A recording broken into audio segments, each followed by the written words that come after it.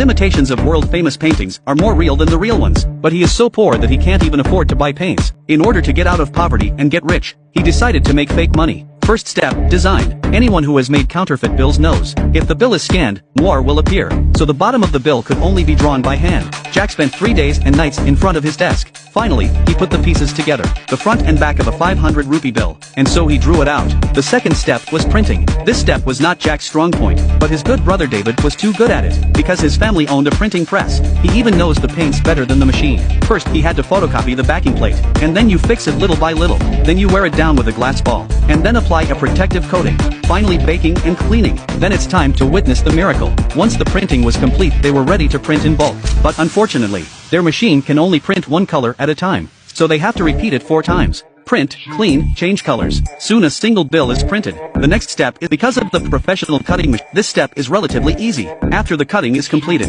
the banknotes have been initially formed. The next most important step is to add the anti-counterfeiting function. Cut the sequins bought from the stalls into thin strips, then manually thread it into the banknote. The security wire of the banknote is thus solved. Finally, the numbers of different sizes are printed on the top left and bottom right corners, and they had a perfect bill. Jack stared at the bill for a long time. He had a feeling that something was wrong. Yes, it was too new and too clean. Throw the bill in the tea. And then he dried it out. Now it looks much better, but they can't say. They need to go out and test it. The two of them went to a busy marketplace. David took a fake bill and squeezed into the crowd and asked for a soda. But unfortunately, the owner took the money and rubbed it, and then pulled a few times. The boss found out on the spot that the money was fake. Luckily, at this time Jack in time to step in. The two men fled in a hurry, run out of several blocks in one breath.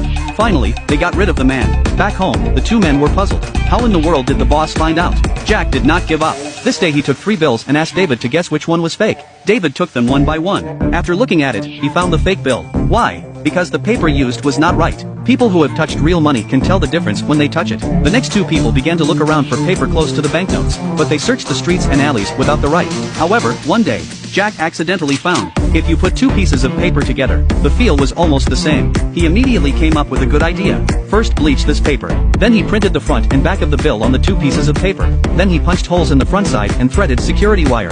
Finally, the 2 pieces of paper were glued together. This way the counterfeit banknotes will solve the problem of hand feel. Then they made a pigment with metallic paint. The problem of discoloration of the banknotes was solved. Finally, the banknotes were soaked in tea and then dried. This time it was absolutely fine. The 2 men went to the market again. The same store. This time Jack went to buy a bottle of soda. After handing over the money, Jack was very nervous, but to his excitement, a few moments later he received the soda. So that means they made it. The 2 of them were so excited that they took a cab. They sang and danced in the car. But before they could be happy for a few days, the 2 brothers were arrested. Ikis naman na.